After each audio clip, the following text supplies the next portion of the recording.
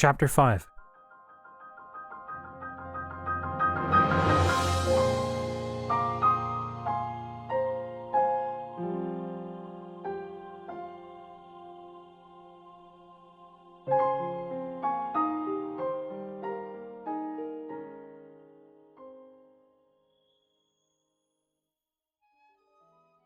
The morning brought with it a chilly wind blowing in through the canyon between the dueling peaks. His cloak, now dry after sitting out next to the fire all night, was a grateful addition to Link's wardrobe before he set out for another attempt at hunting. The sun hadn't quite yet risen over the dueling peaks, leaving the land around Link in shadow, though the sky overhead had lightened considerably. He remained crouched atop a hill, not far from the river below, keeping an eye out for any movement. He wasn't sure how long he remained there, until finally, a rabbit bounded out from its den, approaching the river. Silently, he slid an arrow from his quiver, knocked it, and drew it to his cheek. Exhaling slowly, Link watched the rabbit, waiting. It paused, sniffing the air. He loosed, sending the arrow flying through the air, directly towards the rabbit. Overhead, an eagle cried. The rabbit darted. The arrow sunk into the soft ground, exactly where the rabbit had been a split second before. Link exhaled heavily, lowering his head. His shot had been perfect. Scowling up at the flying eagle overhead, Link seriously considered taking a shot at it, before going to retrieve his arrow. It appeared he would have a breakfast of apples again this morning. As he retrieved his arrow, he glanced toward the river and spotted a fish swimming lazily in the water near the shore. He considered this for a moment, and then smiled. Later, as he roasted the green bass that he'd caught in the river over a fire, he decided that the stasis rune, really, probably gave him an unfair advantage. The wind that howled through the dueling peaks was bitterly cold. He could see evidence of sunlight far overhead, but felt none of its warmth while walking through the narrow canyon between two sheer rock walls. Additionally, more than once, he found himself having to walk through ankle-deep water that had washed up onto the path. At least he had a full belly, he reflected. That had certainly done much to improve his mood. However, the sun was still high in the sky when the canyon walls began to widen, and he stepped into the warm sunlight. Smiling, he quickened his pace, seeing the end of the canyon up ahead.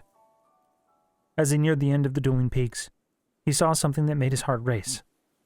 A large structure with a strange... What was that? A horse head? It appeared to be a building with a large wooden horse head attached to its roof.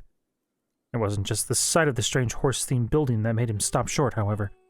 No, he supposed that it was, first, the fact that the building, with its colorful fabrics and large pasture fence behind it, was fully intact that caused his heart to race with anticipation. And secondly, it was the sight of people. He looked through his Sheikah slate, just to make sure that it wasn't some other elaborate bokoblin camp. But no. He saw people milling about this strange structure.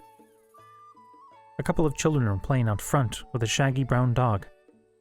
A few stable hands were grooming a trio of horses.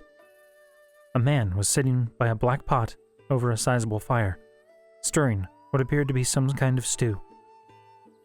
The sight nearly brought tears to Link's eyes. His pace picked up, and he quickly walked, and then even broke into a light jog, hurrying towards the single wooden bridge that he could see in the distance that crossed over the river. Before too long, he could hear the children's laughs and the dog bark. Horses neighed and munched on oats from the trough. As he approached, however, the children suddenly fell silent, ignoring the dog's excited bark as it nudged a small cloth-wrapped ball towards the nearest child. The man cooking at the pot stood up, looking over at Link with distrustful eyes. One of the stable hands hurried into the building, and a few moments later, a man with a sword strapped to his waist and a leather cap on his head stepped out. Link got the distinct impression that he was an odd sight to see.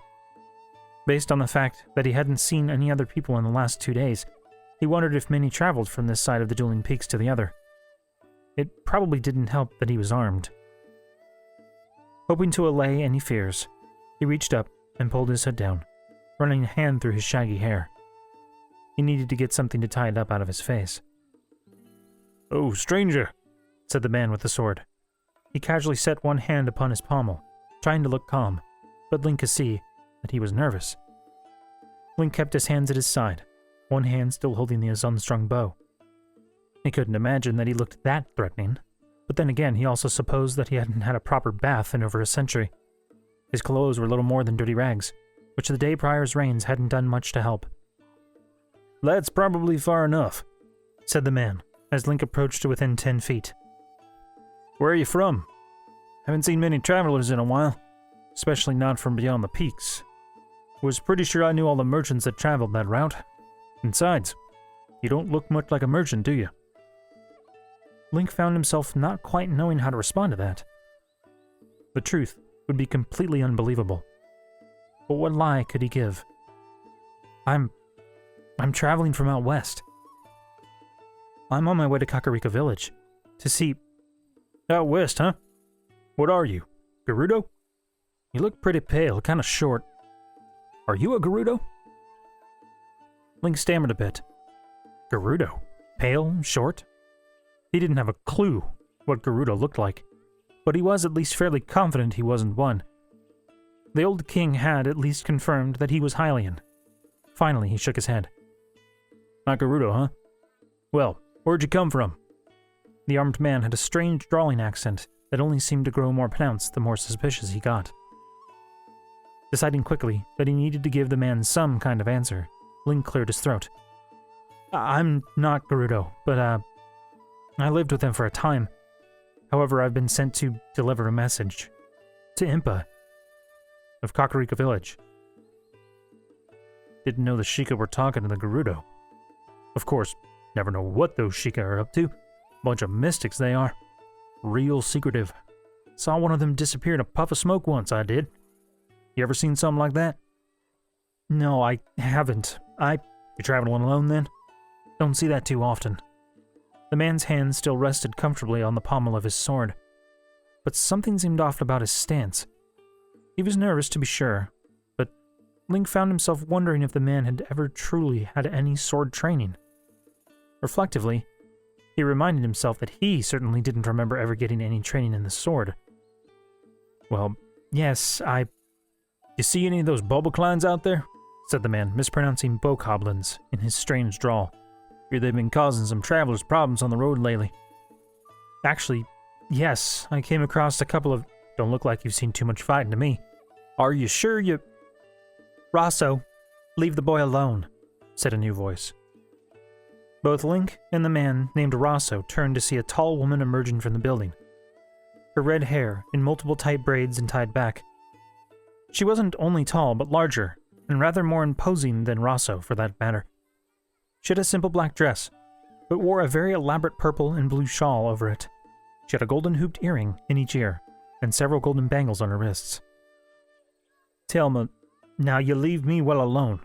You know that it's my job to keep an eye out for any unsavory folk coming round here," said the old man, sputtering a little bit.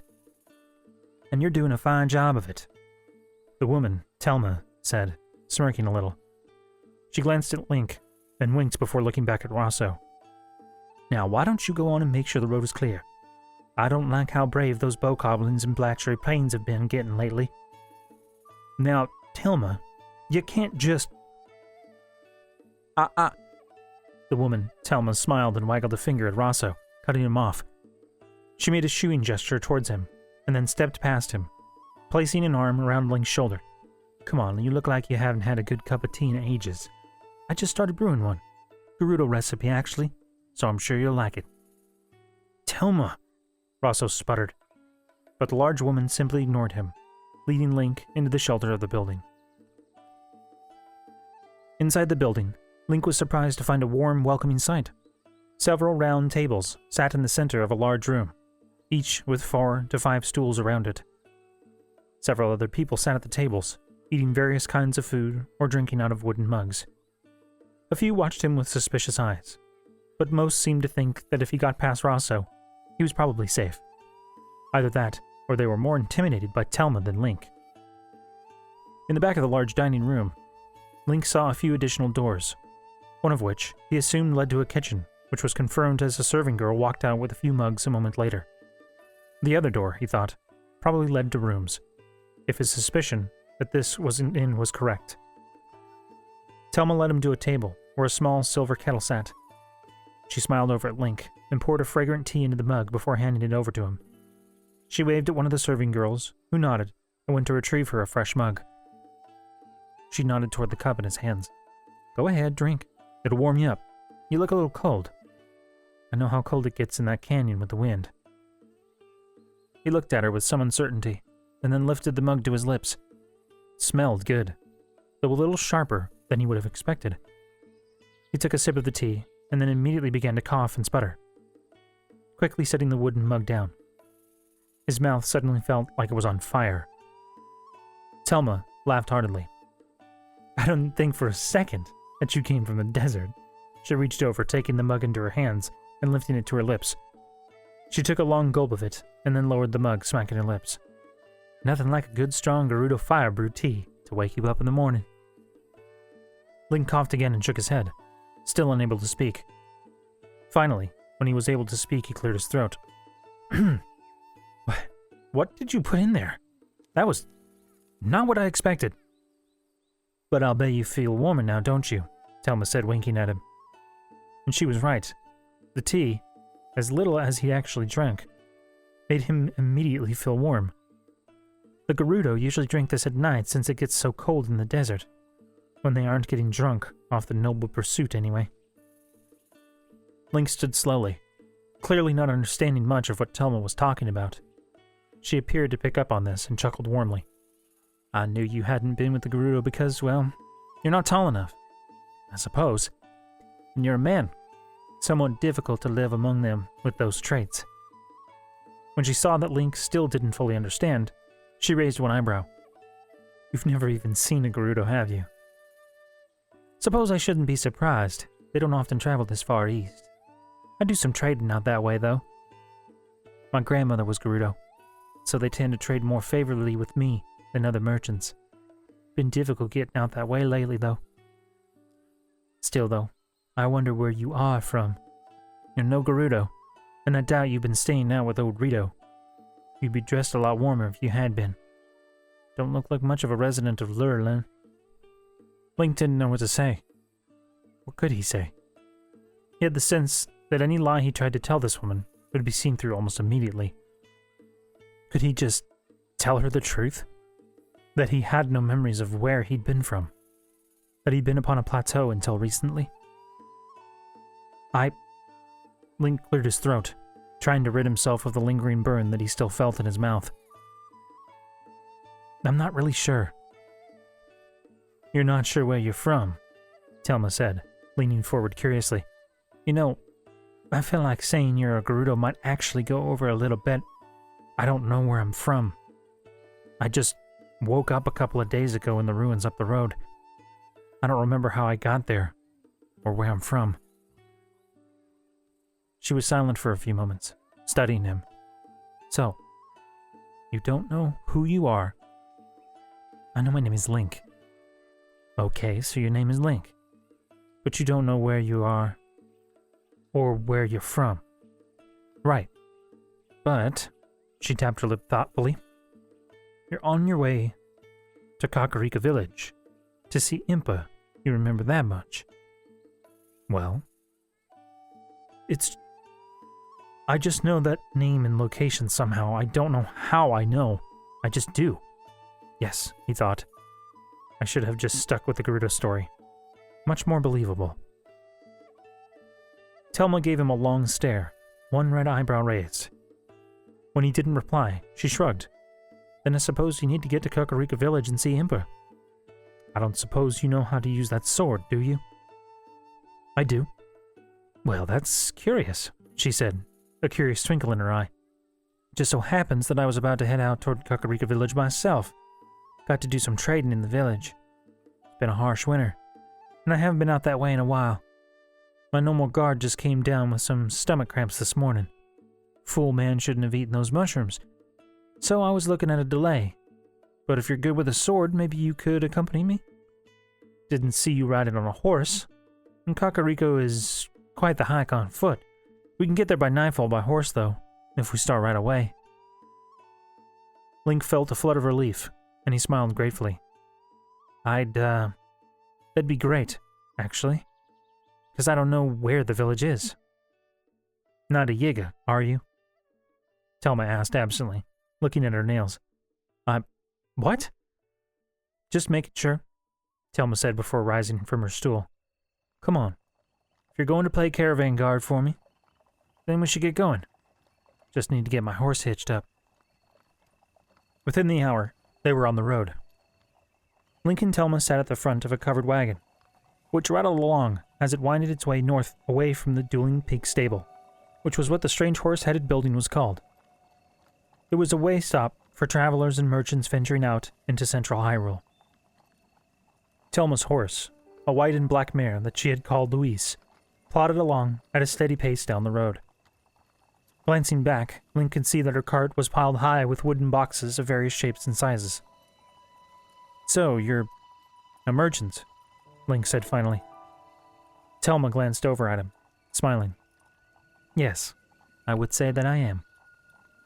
Do you travel west very often? He asked, looking up at her. She was rather tall. When I was walking on the road, I didn't see anyone else. I didn't know if it was just avoided or... Sometimes, but only when I'm able to pick up some more guards or in a caravan. The roads get more dangerous as you pass by Hyrule Field. Too many bokoblins and moblins laying claims to the ruins more lately. Moblins? The big ones. Ah. You must have come across some while traveling east, or at least seen some. They've been particularly aggressive lately near the old Gatepost town ruins. I tried avoiding them when I could. I fought a few bokoblins, Link said. He patted the sword on his lap, which he'd removed when he got into the cart. That's how I got this. That's actually how I got most of this, actually. He motioned to the small bundle of items on the seat next to him, including the unstrung bow. You fought them unarmed, Telma said with some surprise. Not exactly, Link said, face flushing. He needed to think a little more before speaking. I had another sword, but it broke in the fight. I see. And did you fight any of the moblins roaming around the area? No, I saw them a couple of times, but was able to avoid them. Probably for the best. I once saw one of them cleave a horse clean in two. They're butchers. He looked around at the passing scenery. To the west was the ridgeline that contained the Dueling Peaks, but to the east, Link was a little surprised to see evidence of old ruins. These looked far older than the ones he'd seen before. Broken arches and overgrown foundations mostly made up the ruins. Occasionally, he'd see part of a wall still standing, but it was rare. He gave a start when he saw a distant shape of a guardian among the ruins. Did the Guardians destroy this place too? His voice was barely above a whisper. Those old machines? Not this place. It was a ruin before they ever attacked, Telma said. She was watching him again, eyebrows knitting into a frown. You know, for someone without any memories, you seem to know a lot. I know about the Guardians, he said, not meeting her gaze. Was it going to be like this everywhere he went? Ruined lives and broken-down machines? Afterwards, they rode in mostly silence. Telma would occasionally make comments about a particular landmark, but Link kept mostly to himself, replying only when he had to. He couldn't remove the image of the Guardian in the field from his mind. How many people died when the Guardians attacked? This was once a kingdom, right? Why was it that the only people he'd seen were a handful of travelers in a way station? Why couldn't they get enough of a fighting force to keep the roads safe? Link traveled for 2 days without incident. Surely, it wouldn't take much to patrol those roads, would it? He'd fought several bokoblins, even several at a time, without suffering more than a scratch on his arm. They didn't seem that smart or adept at combat. A small squad could surely clear out the camps nearest the roads and... This isn't good, Telma said, and he looked up quickly, his senses grown sharp. In the road ahead, he spotted a downed tree, which perfectly blocked their path forward. There might be room to go around, but... He spotted the bokoblin hiding behind the tree just in time. He pushed her to the side, just as an arrow whizzed by, sticking into a box in the wagon behind them. Telma cursed, and he grabbed his bow, stringing it with practiced fingers. Another arrow landed nearby, this one sticking into the wood of the bench they sat on. He looked at her. "Keep going," he said, his voice hard. He stood in the wagon, nocked an arrow, and drew, finding his first target. The bokoblin behind the tree was peeking out again, taking aim. Link loosed, and his arrow flew true, striking the bokoblin in the center of the chest. Another arrow flew by, and he quickly nocked another arrow, turning to see another bokoblin that was perched on half an ancient arch. Link took careful aim, but a bump in the road caused his aim to go wide, the arrow sailing harmlessly past the bokoblin. The bokoblin seemed startled nonetheless, and grabbed a horn from his belt. "Oh no," Telma said next to Link. The bokoblin blew into the horn, an angry, loud sound that sent a shiver down his spine. The next thing Link heard was the pounding of hooves. Ahead from around a large rocky hill, 2 bokoblins rode out on horses. One bokoblin was red and wielding a spear, while the other was blue-skinned and wielded a wicked-looking club with a large spike on its end. The blue bokoblin, in particular, looked dangerous. It looked like a mass of scars all over it, and was missing one of its ears. It seemed that, in retribution for whatever took its ear in the past, though, it had taken to collecting ears in a crude necklace that it wore around its neck. Telma cursed again, sounding increasingly scared. "There aren't supposed to be any roaming bands along the road. They must have just moved into the area in the winter." Link exhaled slowly, and took aim again at the archer atop the arch. "Take out the archer first, then focus on the mounted enemies." This one struck home, catching the bokoblin in the eye and causing it to topple backwards. Satisfied, he tried to turn his bow on the mounted bokoblins, but they were too quick. They rode past the cart in a wide arc, preparing to come back around from behind. He dropped his bow and readied his sword and shield. The bokoblin wielding the spear came first, on Telma's side. She yelled something that he didn't hear, and he quickly clambered over her, just barely getting his shield up in time to block the spear from skewering Telma where she sat. Link tried to right himself in the seat to get better leverage, but the bokoblin stabbed out once more, and again he had to block it with his shield, which splintered. A crack appeared in its center. The next spear thrust might just go through his shield. So, when the bokoblin next thrust his spear, Link batted it to the side with his shield, nearly unseating the bokoblin in the process. The bokoblin snarled and reined his horse in, retreating. "Link, the horse!" He whirled around and spotted the reason for Telma's panicked yell. The blue bokoblin had apparently decided the best way to stop them in their tracks was to attack the horse pulling the cart. It had already pulled up alongside the horse and raised its spiked club to end the poor horse's life. Link swore, seeing nothing else to do, threw his sword at the bokoblin. It spun through the air and miraculously hit the bokoblin's club with enough force to knock it out of his hand. The bokoblin yelped in surprise and glared at him. It turned its horse around, presumably to retrieve its fallen weapon, but he didn't have much time to decide his next move. The delighted cackle behind him was the only thing that saved his life. He whirled just in time to see the other bokoblin thrusting its spear toward his back. He caught the spear with his shield again, only this time, like he feared, the spear split the shield in two, and its point stabbed deep into his forearm. He yelled in pain, pulling his arm free. When the bokoblin attempted to finish him with another thrust, he grabbed the spear by its shaft, stopping it mere inches from his chest. He felt splinters from the wood stab into his hands as he did so. The creature's expression mirrored Link's own shock over the fact that it had worked. A split second later, he ripped the spear from the bokoblin's grasp and slammed the butt end into its face. It howled in pain and toppled over backwards. Before the horse could pull away, Link caught its reins with a haft of the spear and managed to pull the horse a little closer to the cart. He carefully transferred from the cart to the saddle of the horse, holding the spear with one hand. Once in the saddle, he grasped the reins with his free hand and slowed the horse, drawing it into a large loop around. As he did so, the cart slowed to a near stop as Telma tried to steer around the fallen log. Had all of that happened in such a short period of time? Hooves on dirt announced the return of the blue bokoblin, which had retrieved its club and rode towards the cart, weapon raised. Link drove his own horse forward, sending it into a gallop. The bokoblin didn't seem to have noticed him coming from the side and behind, its gaze focused entirely on the horse and cart. As it reached the cart, It made a triumphant sound, raising its club for the kill. It hesitated, though, as it appeared to notice his absence. Link released a war cry, causing the bokoblin to turn on its saddle, eyes widening in surprise. It had no time to react, and Link thrust his spear deep into its back, punching through its ribs. The bokoblin was driven from its saddle, and Link released his grip on the spear, lest he end up on the ground too. His horse leapt over the log in the road, which almost managed to unseat Link anyway, but he hastily grabbed the saddle horn to regain his balance. He fumbled for the reins, slowing the horse and turning back around.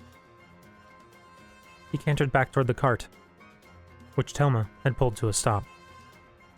She was standing in the cart, looking over its side at the fallen bokoblin that still twitched on the ground, impaled by the spear. That one was down for good. But what about the last one? Link saw it then, rushing towards the cart. It held Link's sword overhead and bellowed some kind of battle cry.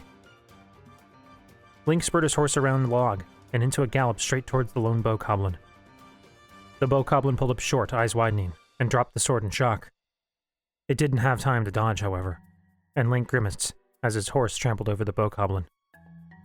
Good. Link patted his horse's sweaty neck soothingly once they stopped.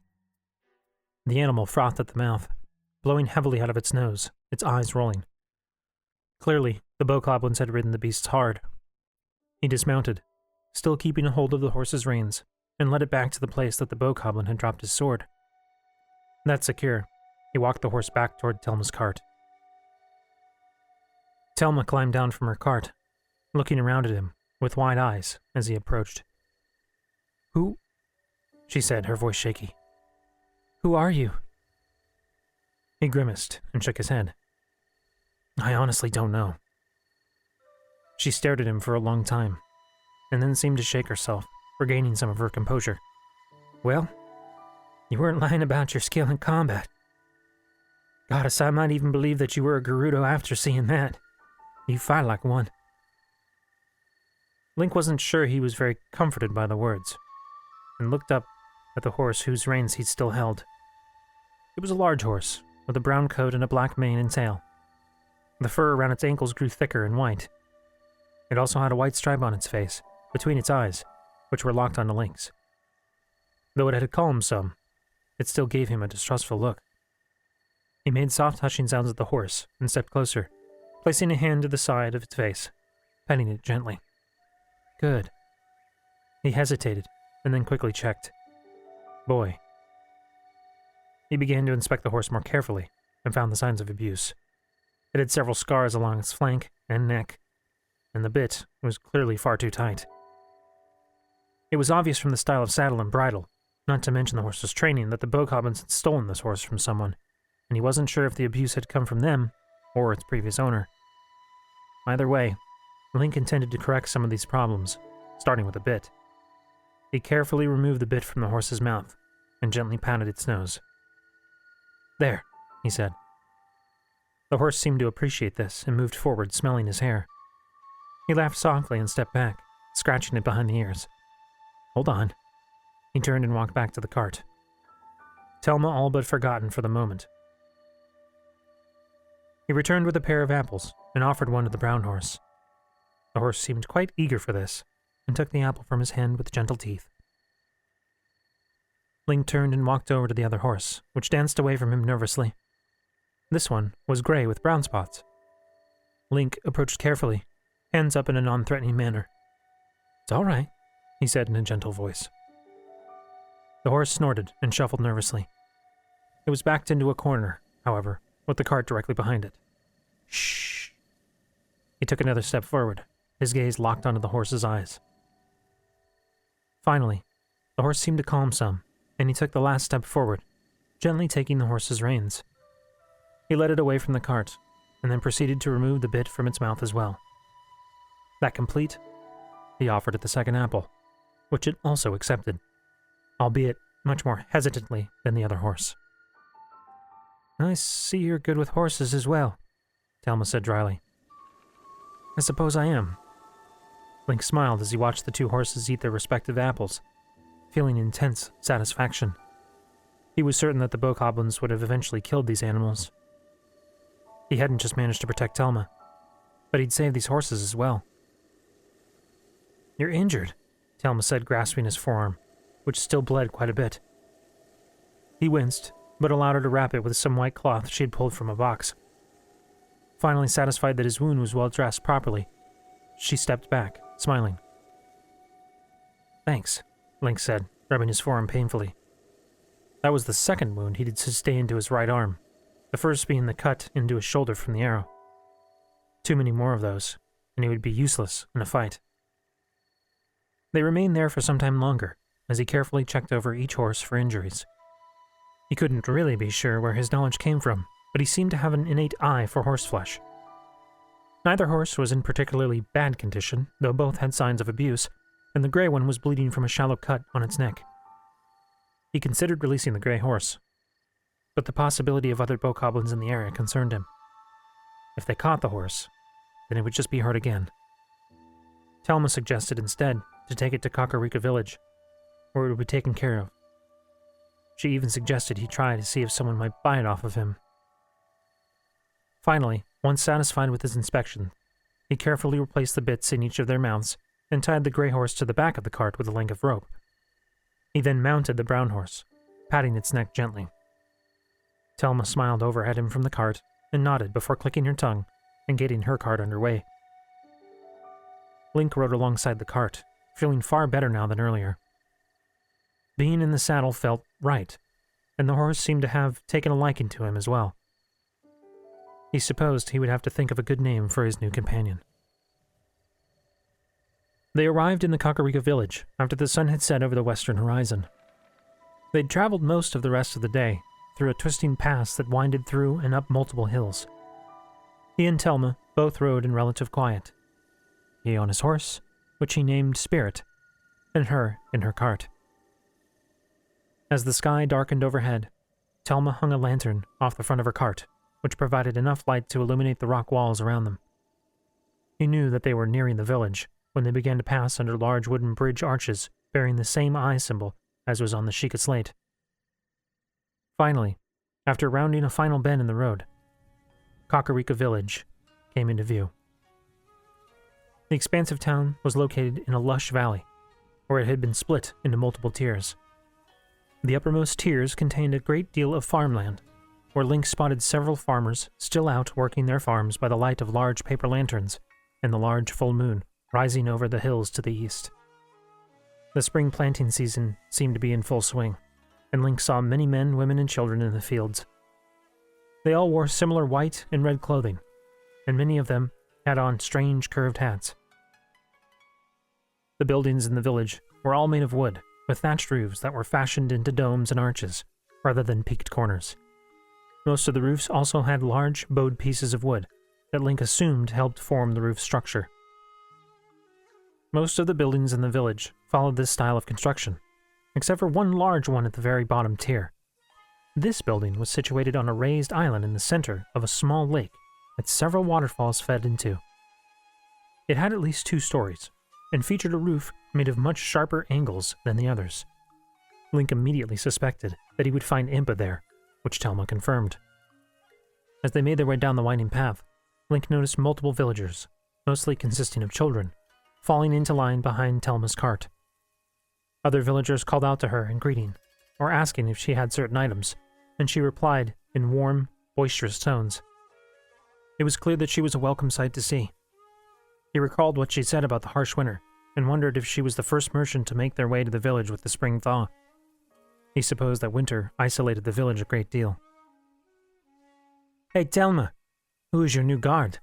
One villager, a middle-aged woman with white hair, said. "I like him.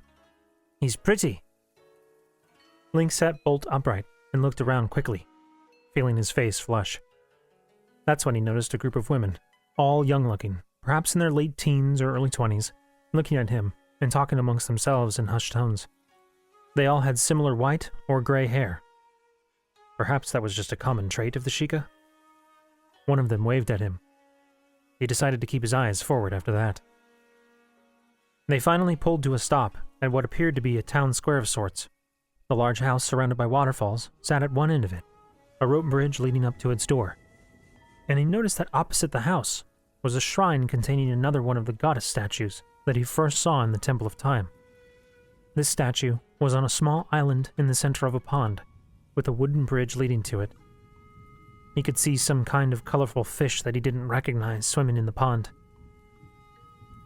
As he dismounted, one of the two older Sheikah men standing guard by the bridge to the large house approached him, holding a lantern.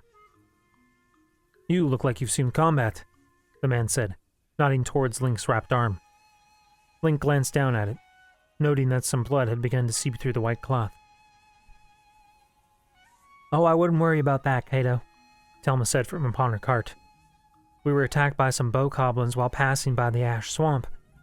Link here took care of them for me, though. Don't think they'll be bothering any more travelers on that stretch of road." She winked at Link. "How many were there?" the man Cato asked, frowning. "4, I think. They tried setting an ambush. Almost had us, too. But who knew that the traveler I picked up at the stable would be so handy in a fight?" Telma's voice had a strange air to it. Link picked up on a tenseness that hadn't been there before. Cato grunted, studying Link with discerning eyes. "Traveler, and a stranger at that. Where do you hail from?" "He says he's here to see Impa," Telma said. Cato took a step back, his expression growing suspicious. Link noticed the other guard stepping up as well, hand on the hilt of a long, curved blade strapped to his waist. Link sighed, having hoped that he was past suspicion after saving Telma. It would seem, however, that his combat abilities only made him more untrustworthy. "I will repeat my question, traveler," Cato said. His voice was steady, but his eyes had grown much more alert. "Where do you hail from?" Link began, but he was suddenly cut off by the guard next to Cato. "Cato, look, on his hip." The guard pointed at Link, specifically at the Sheikah slates still strapped to his belt. "That," Cato began, but then his eyes widened. He stood up straighter and looked at his companion. "Dorian, go tell Lady Impa." The other man, Dorian, turned and hurried up the wooden bridge towards the large house. Oddly, his footfalls made no sound on the wood. Cato turned back towards Link, and now he seemed nervous. "I apologize for my suspicion. Lately there have been increasing reports of Yiga activity in the area, and after what happened to Dorian's wife, well, we must be careful." "Huh," Telma said behind Link. "After that display back there, I really thought that she might be a Yiga in disguise." "This man is most certainly not a member of the Yiga clan." Cato stood up straighter, beaming. The device on his hip could only belong to one man, the ancient hero of Hyrule. He fixed his gaze on Link, and shockingly, there were tears at the corner of the man's eyes. "Lady Impa has spoken of your return for many years, and for you to come now. It is an honor, Sir Link." He placed his free hand to his stomach and bowed deeply at the waist. Sudden dread filled the pit of Link's stomach, and he wished he were anywhere but here, in Kakariko village. He didn't want to feel the eyes of Telma, Cato, and a multitude of other Sheikah who had overheard this conversation on him. He could hear their whispers and caught glimpses of several pointing at him. Worse yet, he saw many of the Sheikah mimicking Cato's deep bow. Above, the door to the large house slid open, and Dorian stepped out, followed by 2 women. One was youthful, tall and slender, and bore a curious expression. The other was short and much older, wearing a conical hat that flared out with a wide brim. The Sheikah symbol was featured prominently on the hat. She walked while leaning on a walking stick. Even at this distance, Link could feel her eyes boring into him. The whispers around him grew silent. Finally, the woman spoke. "Come up here, boy." Exhaling slowly, and refusing to look at any of the gathered Sheikah, Link walked past Cato, who backed away from him reverently, and began up the bridge towards the elderly woman. The whispers among the crowd behind him resumed.